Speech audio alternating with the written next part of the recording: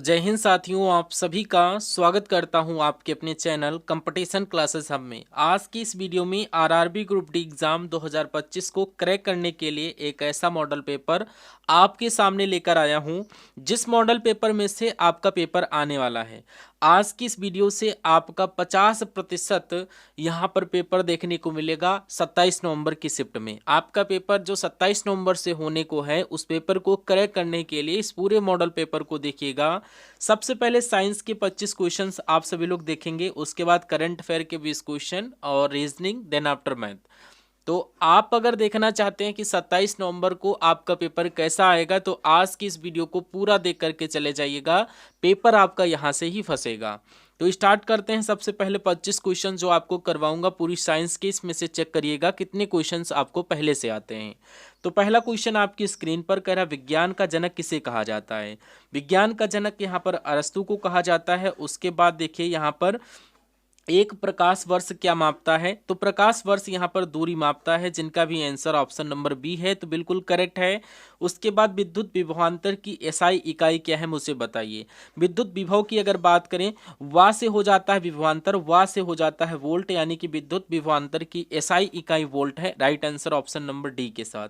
ध्वनि किस किस माध्यम से यात्रा नहीं कर सकती है। देखिए, ध्वनि को यात्रा करने के लिए कोई माध्यम चाहिए, चाहे वो माध्यम ठोस हो, द्रव हो, गैस हो। कुल मिलाकर के यहाँ पर ये निर्वात की अगर बात करें, निर्वात में ये यात्रा नहीं करती है, इसलिए ठोस द्रव गैस में ये यात्रा कर सकती है। Right answer option number A हो जाएगा। उसके बाद पृथ्वी तक सूर्य की किरणें पहुंचने में लगभग कितना समय लगता है, तो लगभग आपसे पूछा गया है, तो मैं कहूंगा लगभग 8 मिनट का समय लगता है। ऑप्शन नंबर सी करेक्ट हो जाएगा। निम्नलिखित में से कौन भूकंप की तीव्रता को दर्ज करने के लिए उपयोग किया जाता है। इंपॉर्टेंट क्वेश्चन है। तो जब भी आपसे भूकंप की तीव्रता पूछी जाए कि दर्ज करने के लिए उपयोग किया जाता है, तो यहाँ पर आपका जवाब सिस्मोग्राफ हो जाएगा। सिस्मोग्राफी भूकंप की तीव्रता को दर्ज करता है। Right answer option number A के साथ। निम्नलिखित में से किस वैज्ञानिक ने केवलर का आविष्कार किया था। जिनके नाम में केवलर टाइप से कुछ आया हो वही आपका राइट आंसर हो जाएगा। कोवलेक, यानी कि स्टेफनी लुइस कोवलेक इनका नाम है, और इन्होंने ही साथियों क्या केवलर का आविष्कार किया था। Right answer option number b हो जाएगा। डायनामाइट की बात चल रही है, डायनामाइट का आविष्कार किस वैज्ञानिक के द्वारा किया गया था, तो इनका नाम क्या है। इनका नाम अल्फ्रेड नोबेल है, और इन्होंने ही डायनामाइट का आविष्कार किया था। Right answer option number A के साथ।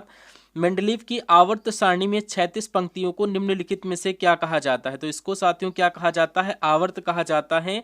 ये परीक्षा में क्वेश्चन आएगा, इसलिए आप लोग इसको याद रखेंगे।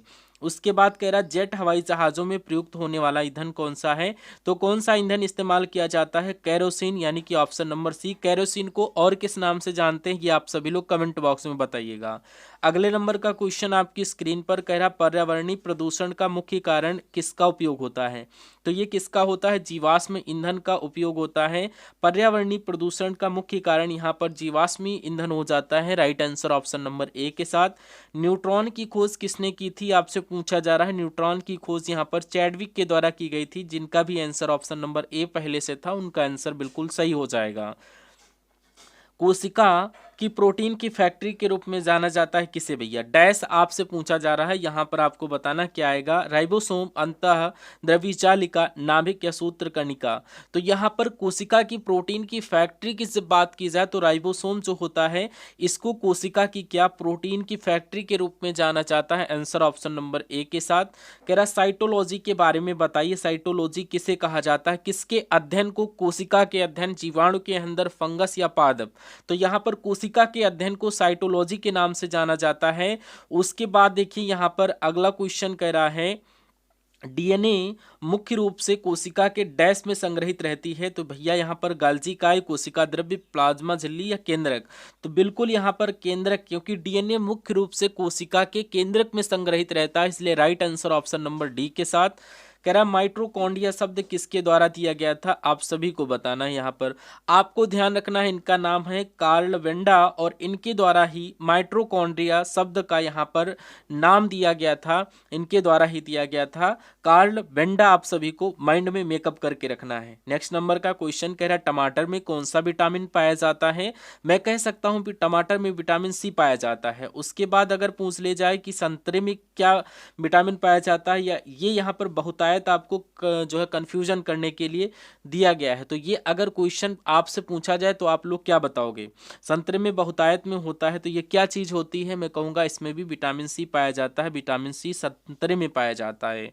उसके बाद कह रहे हैं नींबू का खट्टा स्वाद इनमें से किसकी उपस्थिति के कारण होता है, तो किसकी उपस्थिति के कारण होता है, साइट्रिक एसिड एक होता है जो कि नींबू में पाया जाता है।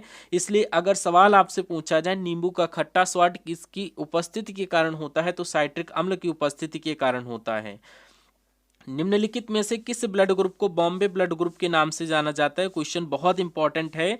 तो आपको यहां पर यह ध्यान रखना है कि डबल एच ग्रुप, ये ग्रुप का नाम है डबल एच ग्रुप, यानी कि एच ग्रुप जो है इसको बॉम्बे ब्लड ग्रुप के नाम से जाना जाता है।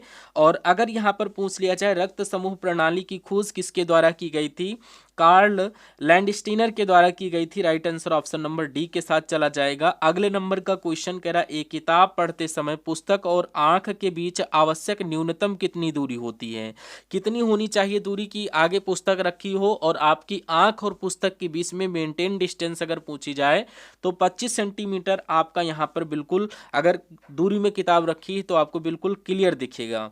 और आपके आरआरबी ग्रुप डी एग्जाम 2025 में अब समय बहुत कम बचा हुआ है, इसलिए आपको वही चीजें मैं आपको करवाऊंगा जहां से आपका पेपर आएगा और वहां से क्वेश्चन बनने वाले होंगे।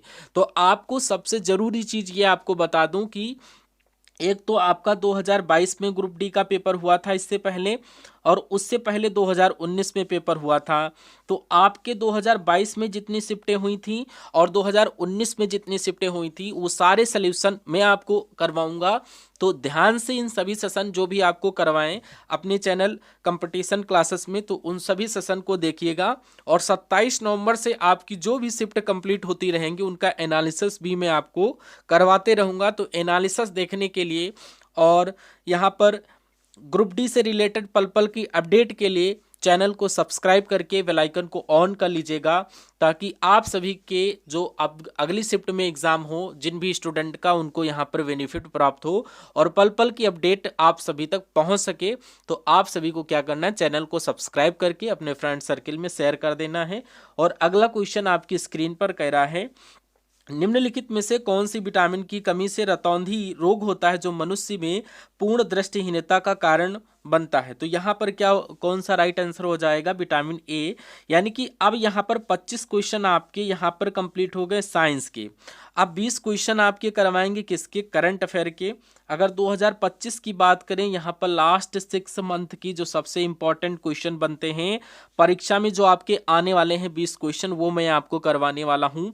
और इसके बाद रीजनिंग और मैथ की सेपरेट क्लास आपको ला करके देंगे। तो ये आप लोग देखिए, इन सभी करंट अफेयर के क्वेश्चंस को देखिए, ये परीक्षा में आपके पूछे जाएंगे। कह रहा भारत सरकार ने बीएसआई का नेतृत्व करने के लिए किस वैज्ञानिक को नियुक्त किया है, तो डॉक्टर कनद दास को नियुक्त किया है। Right answer option number c के साथ। कह रहा किस राज्य के लिए 500 नई अटल टिकरिंग लैब की घोषणा की गई। भैया इंपॉर्टेंट है, अगर ये पूछ लिया जाए ये कहाँ की गई हैं, क्या बिहार, महाराष्ट्र, जम्मू कश्मीर, इनमें से कोई नहीं।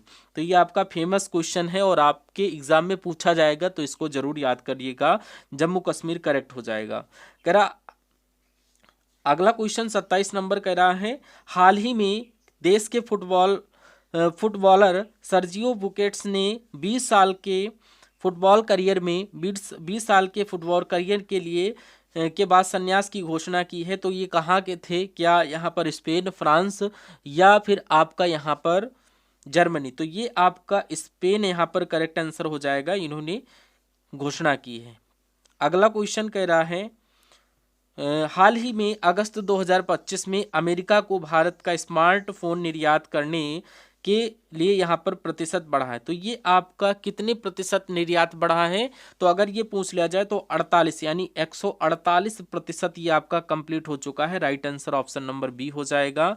कह रहा है यहाँ पर किसने कृषि मीडिया पुरस्कार 2025 जीता है, तो इनका नाम क्या है, अमसी प्रसन्न कुमार है और इन्होंने ये पुरस्कार जीता है। और अगला क्वेश्चन आपसे पूछा जा रहा है, किसने आयुर्वेद आहार उत्पादों के लिए लाइसेंसिंग पोर्टल लॉन्च किया है, तो ये यहाँ पर FSSI के द्वारा यहाँ पर ये लॉन्च किया गया है। उसके बाद यहाँ पर अगर पूछ लिया जाए ISSF जूनियर विश्व कप कहाँ पर शुरू हुआ है, तो ये नई दिल्ली में शुरू हुआ है, ये आपको याद करना है, नई दिल्ली आपका जवाब हो जाएगा। उसके बाद अगला क्वेश्चन कह रहा है, शीतल देवी ने विश्व तीरंदाजी पैरा चैंपियनशिप 2025 में कौन सा पदक जीता है, तो इन्होंने रजत पदक जीता है। Right answer option number b हो जाएगा। और उसके बाद अगला क्वेश्चन है, कह रहा है किस देश में 31 मार्च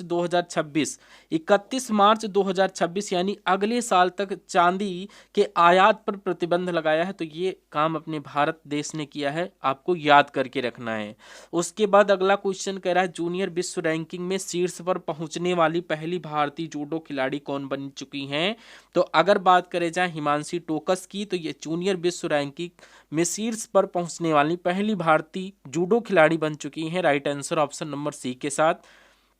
कह रहा भारतीय वायुसेना के MiG-21 लड़ाकू विमानों को विदाई देने का समारोह आयोजित कहां पर हुआ है, तो ये भैया चंडीगढ़ में हुआ है, ये आपसे पूछा जाएगा।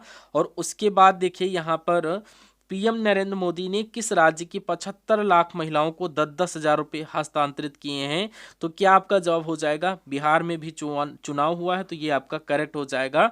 नरेंद्र मोदी ने बिहार राज्य की 75 लाख महिलाओं को 10-10 हजार रुपये हस्तांतरित किए हैं। ये क्वेश्चन इंपॉर्टेंट है, पूछा जा सकता है।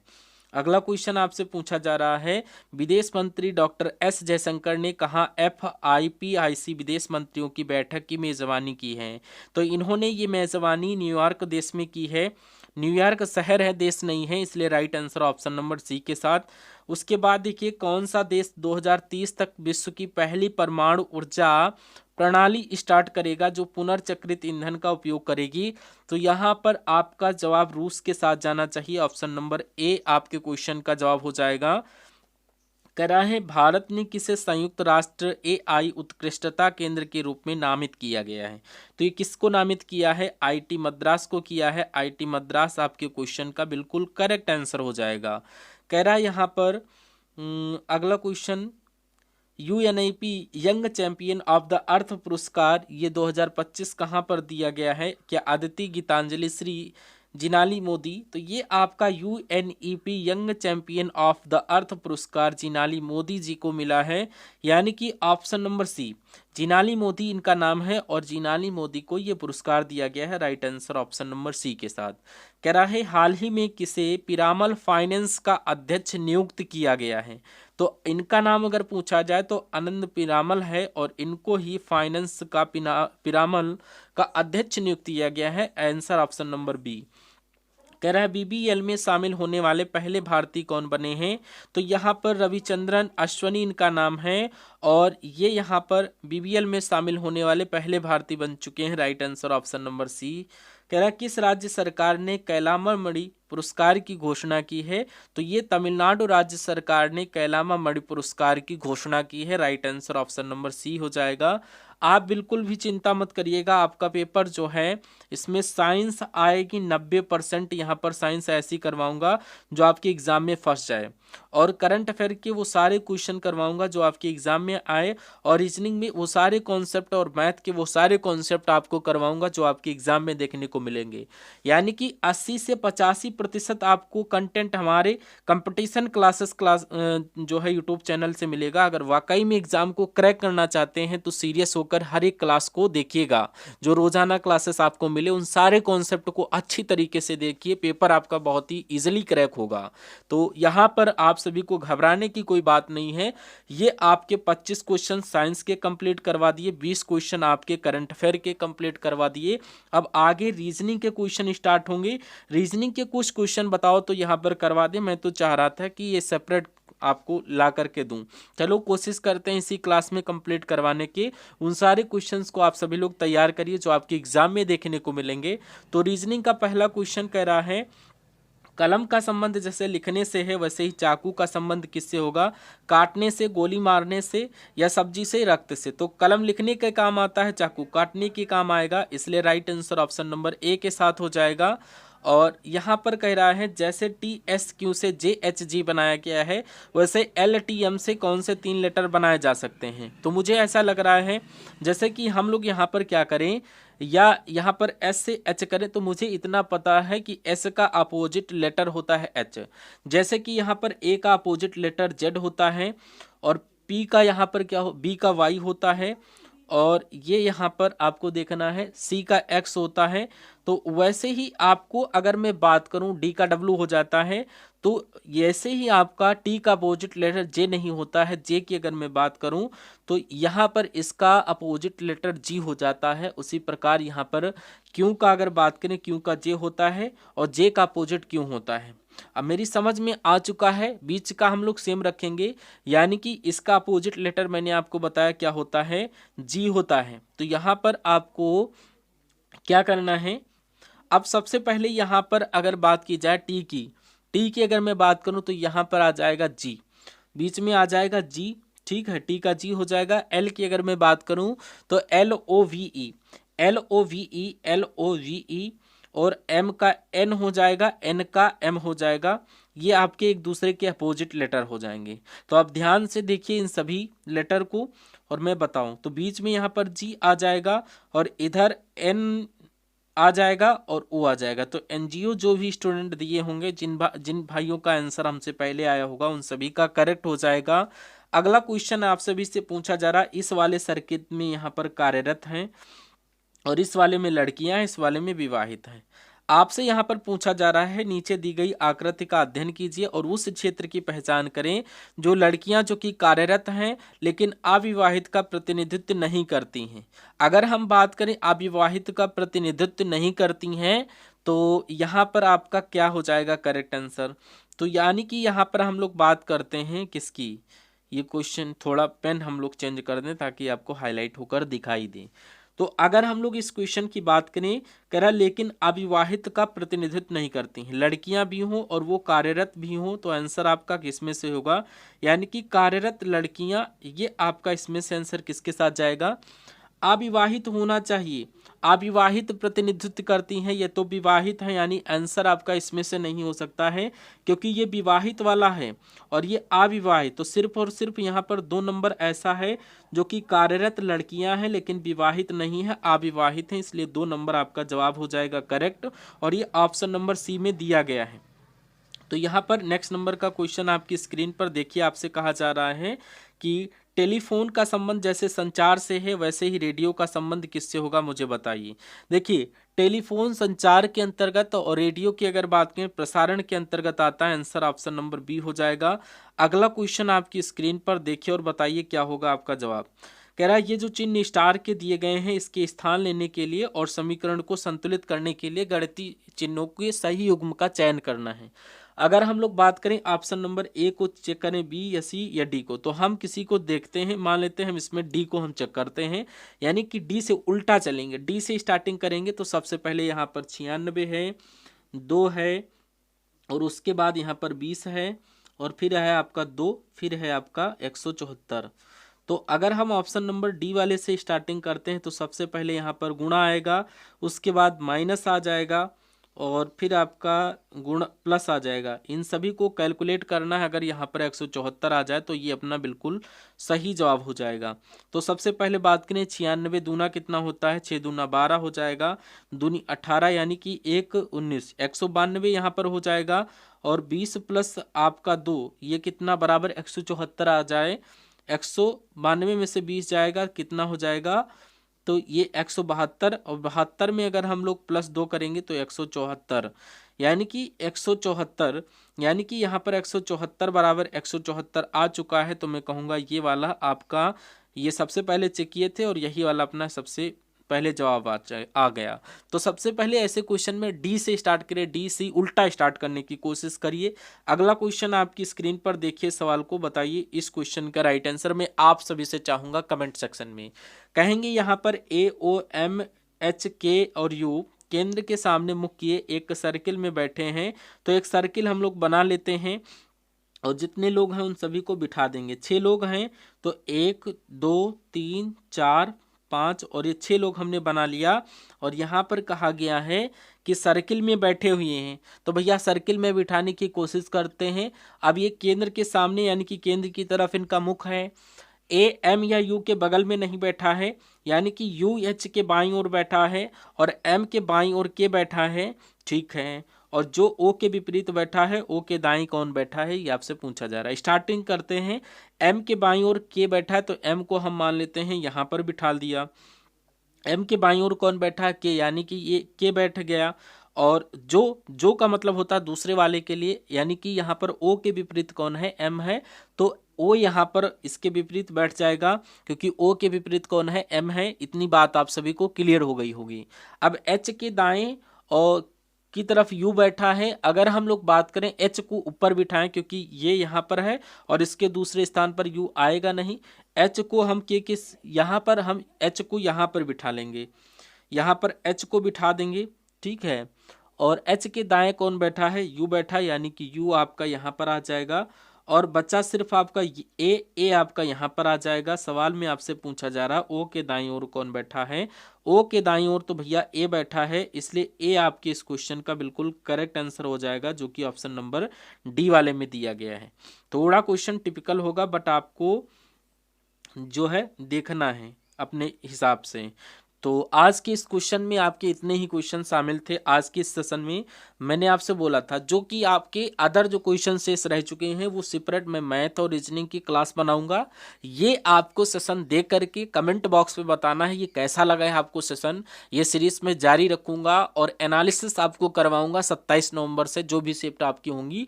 तो जो स्टूडेंट इन सभी सेशन को वॉच कर रहे हैं कमेंट बॉक्स में जरूर बताइएगा, ये फीडबैक दीजिएगा ये क्लास आपको कैसी लगी। और 27 नवंबर की शिफ्ट में जो भी स्टूडेंट का पेपर हो वो सभी लोग कमेंट करके हमें जरूर बताइएगा एक बार।